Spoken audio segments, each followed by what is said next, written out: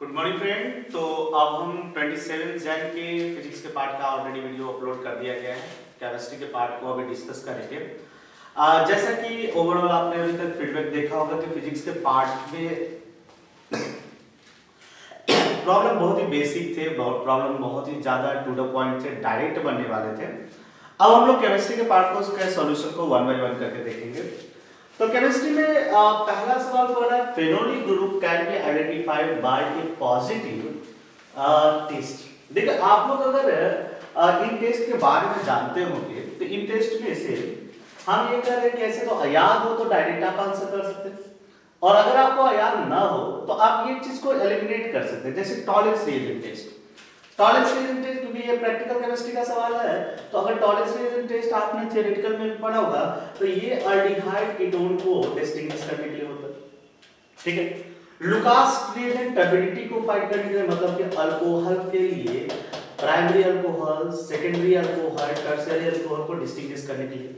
Carbyl अमीन test होता है जो आपका आइसोसाइनाइड और कार्बाइल का फॉर्मेशन होता है, मतलब प्राइमरी अमीन ग्रुप को की प्रेजेंस को फाइंड करते हैं, ठीक है। अगर ये तीन टेस्ट अपने माइंड में ध्यान है और ये प्रैक्टिकल केमिस्ट्री का टेस्ट का भी पूछे तो कोई दिक्कत नहीं है, ऐसे डायरेक्ट ये आंसर हो सकता है। आंसर 1 एनडीए के आंसर को देख ले तो आंसर ए आपका हुआ थैलिन डाई टेस्ट। थैलिन डाई टेस्ट में आप फेनोलिक ग्रुप्स को आइडेंटिफाई कर सकते हैं, ठीक है। केमिस्ट्री में ऐसे भी सवाल बहुत ही हल्के पूछे जाते हैं, तो उसको देख लेते हैं। सेकंड क्वेश्चन के तरफ जाते हैं। सेकंड क्वेश्चन बोल रहा है अपना कि match the list 1 from list 2, ठीक है। अब क्या है कि इतना सारा लिस्ट दे रहा है, यहाँ पर सारे रिएक्शन फेनोल्स के लिए गए हैं और यहाँ पर फेनोल से देख रहे हैं कि क्या बना रहा है और क्या नहीं बना रहा है, उसको देखते हैं। यहाँ पर फेनोल से आपका फॉर्मेशन है सैलिसिलिक एसिड का, सैलिसिल्डिहाइड का, बेंजोक्विनिन का और आपको एनिसोल का, ठीक है। अगर ये वर्ड्स भी आपके माइंड में घूम रहे हैं तो आपको इसको बनाने में कोई दिक्कत नहीं। यह रिएक्शन का नाम पहले हम लिख देते हैं, ये कॉल्वेज प्रोसेस, ठीक है।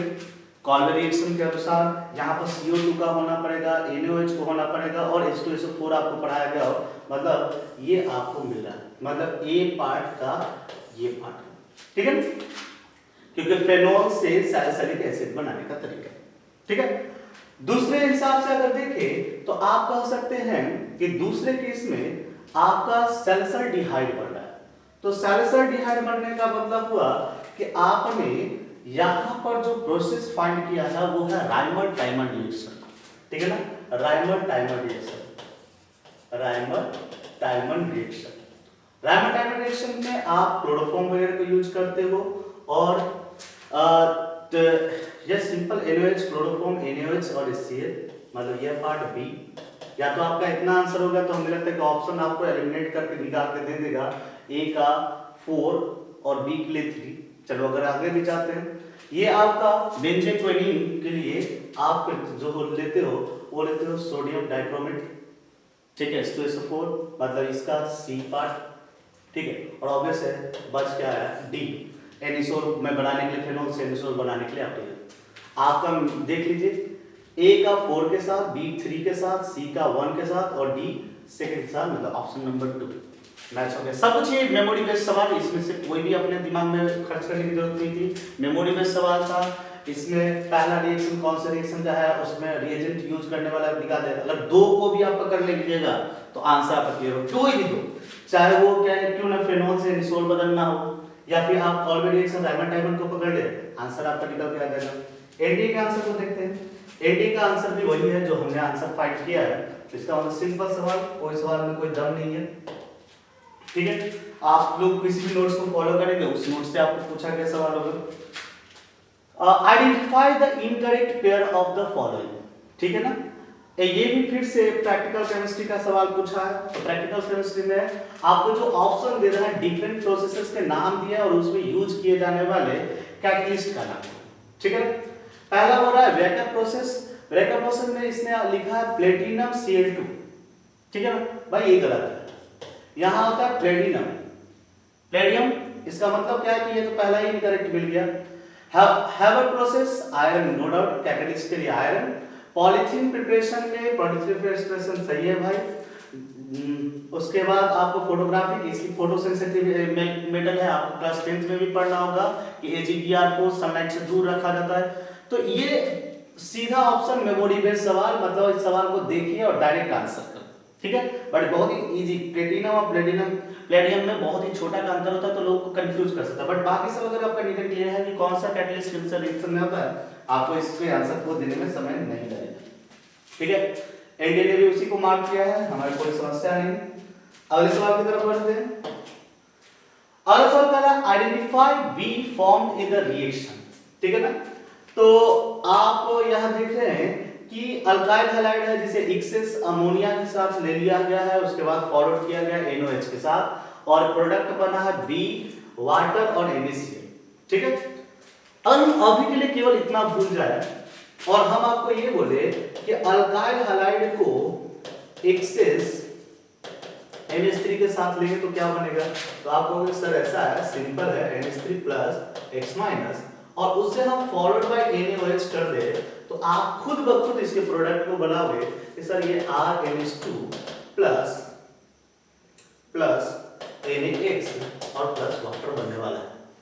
तो भाई जब ये इतना कुछ जानते हैं यहां बना दीजिए, यहां है Cl CH2 4Cl और आपने लिया है एक्सेस NH3, एक्सेस लिया तो दोनों ही जगह पर क्लोरीन एक साथ हो जाएगा, CH2 4 यहां पर हो गया NH3 plus forward bye NaOH, by products पहले से लिखे हुए हैं, NaOH को फॉरवर्ड किया करोगे दोनों जगह से एक H गायब हो जाएगा, हो गया NH2 CH2 4 NH2 आंसर। मतलब आपका अगर देखें तो ऑप्शन बी सीधा आंसर, इसमें कोई कंफ्यूजिंग नहीं है, सीधा पॉइंट है, सीधा आंसर। देख लीजिए एनडीए ने क्या आंसर मार्क किया है, एनडीए ने भी सेम सवाल का आंसर क्यों मार्क किया, मतलब विद इन ए मिनट और सेकंड अगर बात करें तो सेकंडों में बनने वाला सवाल, कोई सरदर्दी नहीं। केमिस्ट्री के सवाल सीधे हैं, सीधे आंसर कर दे। Which of the following can not function as the oxidizing agent, oxidizing agent मतलब स्पीशीज को खुद को रिड्यूस करना है।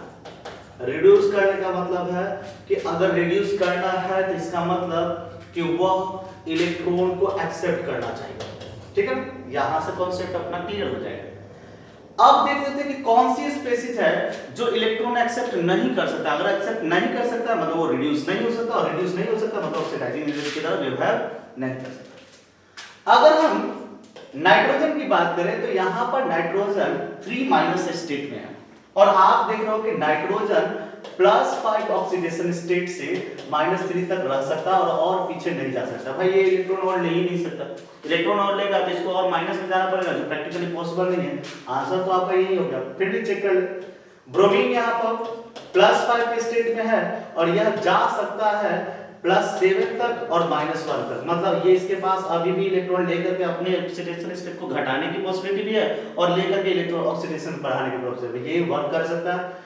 Mn +7 में है और ये +2 जनरली होता भी है, इलेक्ट्रॉन अभी लेगा, ये घट भी सकता है। यहाँ पर सल्फर को देखा जाए तो सल्फर यहाँ पर आपका ऑक्सीडेशन स्टेट जो है SO4 तो SO4 का मतलब है कि आपके पास यहाँ सल्फर +6 में है, ये इलेक्ट्रॉन को और लेकर के नीचे आ सकता है, कोई दिक्कत नहीं है। आपका पहला आंसर ओके, मतलब सीधा बात है, रिड्यूस ऑक्सीडाइजिंग एजेंट की तरह कौन फंक्शन नहीं कर सकता, मतलब जो अपने मिनिमम ऑक्सीडेशन स्टेट में होगा वो फर्दर और नीचे नहीं जा सकता, मतलब इलेक्ट्रॉन को एक्सेप्ट नहीं कर सकता, ठीक है।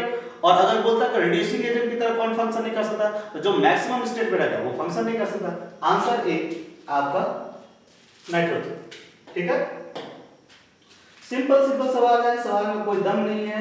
यहां देख लेते हैं, the technique used for the purification of steam, volatile water, insoluble substances. Insoluble का मतलब क्या होता है इसको समझ ले।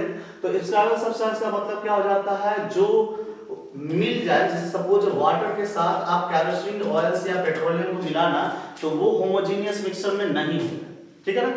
तो होमोजेनियस जो ना बने, मतलब ऐसे सॉल्यूशन जो होमोजेनियस ना बने उसी को बोल रहे हैं हम लोग इनस्क्राइबल। तो उसको कह रहा है क्या कि स्टीम वोलेटाइल के द्वारा अलग करना, तो कुछ नहीं, ये स्टीम डिस्टिलेशन प्रोसेस है, सिंपल है भाई, क्योंकि जो सब्सटेंस उसमें मिला रहेगा उनकी बॉइलिंग पॉइंट डिफरेंट होगी। इसलिए उसे हीट किया जाता है। डिफरेंट बॉइलिंग पॉइंट पर अलग अलग चैम्बर्स लगे होते हैं, अलग अलग चैम्बर से डिफरेंट का वेपराइजेशन अलग होता है, अलग अलग कर फिल्टर कर लिया जाता है। काम खत्म। याद रखना, या भी स्टील डिस्टिलेशन की सिंपल डेफिनेशन भी यही कहता है, तो आपको मोस्टली याद ही होगा। देख लेते हैं, ठीक है। Next point, the order of relative stability of the contributing structure is, यहां पर रेजोनेटिंग स्ट्रक्चर दिया है, कैनोनिकल स्ट्रक्चर है, और कैनोनिकल स्ट्रक्चर के लिए आपको पूछा है स्टेबिलिटी।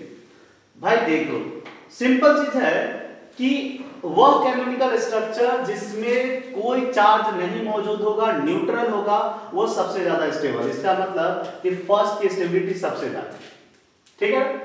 वह चार्ज कैनोनिकल स्ट्रक्चर जिसमें negative charge highly electronegative element पर, पॉजिटिव चार्ज लो इलेक्ट्रोनेगेटिव एलिमेंट पर होंगे, वो ज्यादा स्टेबल होगा। देखो भाई दूसरे और तीसरे स्ट्रक्चर में केवल यही डिफरेंस है कि एक बार ऑक्सीजन पर नेगेटिव चार्ज रखा गया है और एक बार ऑक्सीजन पर positive charge. Oxygen positive charge को फेवर नहीं करता, नेगेटिव को फेवर करता है।